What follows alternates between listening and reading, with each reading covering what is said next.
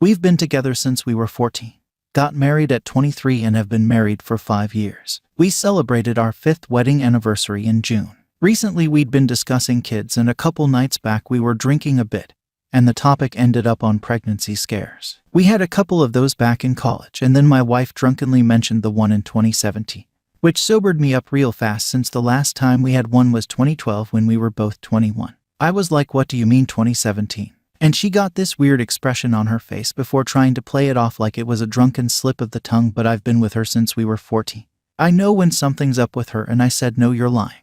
Tell me, WTF do you mean about a scare in 2017? She tried playing it off again and leaving, and at this point my mind was running away from me, so I grabbed her hand and said, tell me what the hell you're talking about. Then she just breaks down and starts crying as if her parents just died. She told me in 2017 when she took a holiday with her 2 friends. They met some guys and partied with them a few days before the trip ended. It was 10 days long, and this would have been day 6. They went to the guy's place to continue hanging out, and her friends had sex with a couple of them. She said she stayed drinking Abbott with another and had been firm about being married. However, the dude was handsome and charming and persuaded her to have some fun. He pointed out she was thousands of miles away from her husband. He'd never know. And this might be her chance to have sex with someone else other than the one guy she'd only ever slept with. She said she resisted at first, but at some point didn't think of me or us and just went with it. She slept with him twice that night, then a few more times over the remaining days of the trip. Her friends didn't ask or say anything, and she said she felt guilty but did it anyway. On the last day of the trip, her friends and her were back at the hotel when one of them said, don't worry, we won't say anything. What happens here stays here. And she just broke down crying over there. According to her, she felt like it was a full-on mental breakdown. They comforted her and said they'd support her, but she made her decision to have sex with the guy multiple times. She said she felt like such a piece of shit. And before she came home, she called me and said she'd get a ride to her mother's, where she'd be for a few weeks. She got tested during this time period and debated over what to do. She wanted to tell me but didn't want to lose me, and so resolved to put it in the past and just be a better, faithful wife from then on. Since then, she hung out with those women a lot less, and I'll admit she seemed to try very hard to be a good wife and lover after she came home. I thought she just missed me a lot, but now I know she was overcompensating, which led to the other night. I feel like my mind is just in a daze. I paced around the parking lot for like an hour at work, and my boss even asked if everything was okay and told me to head home if I wanted. She's been trying to speak to me, crying a lot. I hate that she's acting as if she's the one hurt by my ignoring her right now. She's been promising she'll always be a great wife. But the fact is that she fucked another man multiple times, and if not for a stupid conversation coming up while drinking, I'd never know. Then there's the part of me wondering if she ever cheated before. If there were ever other scares with guys. What did she really do all the times she hung out with friends? Suddenly I'm questioning most of 14 years together. I'm a loss as to what I should do here. I still madly love her, but suddenly the sight of her makes me want to punch something or just grab her and scream in her face till my voice stops working. I hate that I feel like this. Found some pretty damning evidence that my wife, 34, female of almost 9 years, is going to cheat on me, 35, male, with her ex.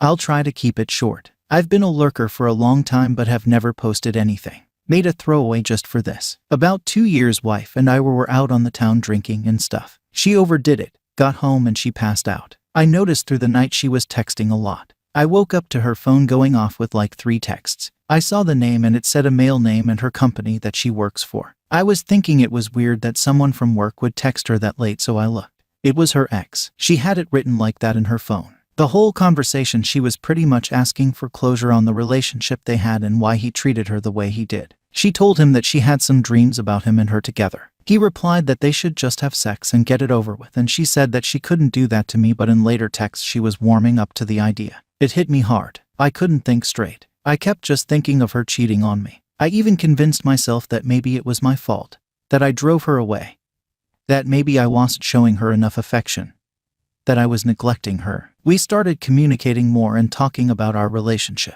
I started feeling better. She's had some medical issues and major surgeries in that time, and I've taken care of her. Things were feeling really good. After the day I found the texts, I would check her phone occasionally, fearing the worst. I noticed she had taken her ex's number out. That made me feel a little better. She does have him as a friend on Instagram though. I don't know if she knows that I know. Fast forward to today. I noticed her acting a little weird in the morning. Didn't think much of it. We did our errands for the day. We're resting at home with our girls. They go to bed and she's napping on the couch. Don't know why, but I had this strange feeling to look in her phone. So about 3 hours ago, I find her Instagram conversation with her ex. She pretty much tells him she's ready to have sex with him and that she's been having a lot of urges and wants to get it out of her system. He asked her if I'm not meeting her needs. She tells him that we don't have sex often and that she feels like I don't yearn for her or initialize sex. I don't feel that way at all. I love our sex life. I always thought she was the one not putting out as much. He then tells her she should just get divorced if she feels that way. To which she responds that she doesn't want to do that to our girls because they're too little still. He pretty much tells her again that we should talk about it and see what happens. I don't have a whole lot of people I can talk to, so I decided to come here for advice. I'm seriously lost. I really do love my wife. I feel like she loves me too, but seems to be infatuated with this guy. The thought of putting my kids through a divorce makes me sick to my stomach. Crazy thoughts are going through my head. I even contemplated talking to her ex without her knowing. I've thought about talking to her mom. My in-laws love me. Should I just call her out on it? I'm just sitting here wide awake with thoughts racing through my head. Sorry if I just rambled on or some stuff doesn't make sense. It's a lot to write and it's my first Reddit post ever. Any advice would be greatly appreciated. Thank you. I 24 female was the other woman for a married man 30 male. His wife 29 female leaked my nudes after he dumped me. My sister 28 female has befriended the wife. I want to be NC with sister, but dad and rest of my family won't let me.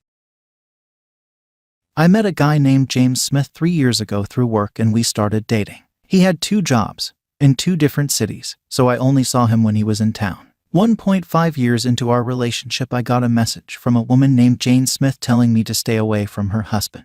James confessed to being married, but said the marriage was awful and they were separated. And Jane was unwilling to divorce, so he had to wait until he could get a divorce without her consent. I believed him and we stayed together for another few months, until James gave me the whole truth. They weren't separated. They lived together in the other town. James only had the one job in my town, so he would come here, work, and see me, then go back to his wife. Jane found out, and James had spent the last few months regaining her trust and finding a new job in the town they lived in.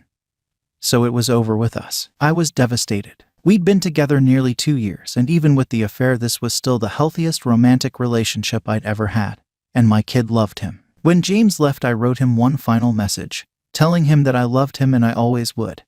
And if things with Jane didn't work out, I would be here. I got a reply asking if I meant that, so I sent a response doubling down. I got another reply, still from John's account, written by Jane, calling me names, saying I had to learn a lesson. And within a couple of days, several accounts were plastering every social media platform with nudes I had sent to James, tagging me, calling me even more names, and adding my contact info. Every time I reported one, 2 more would pop up. At one point, Jane directly sent the pictures to my father. I had to leave my job and I move in with dad. I was at my lowest, and I wanted to die. I did something really stupid, and had to go to a mental health facility to recover. This was all in the span of a few months. When I was out, my sister, Ollie, told me she'd messaged Jane, telling her what I had done. Jane took down the accounts. I got it confirmed that the accounts were gone, but the pictures are on the internet forever. I started going to therapy and looking for jobs, with little success with either. A few months later,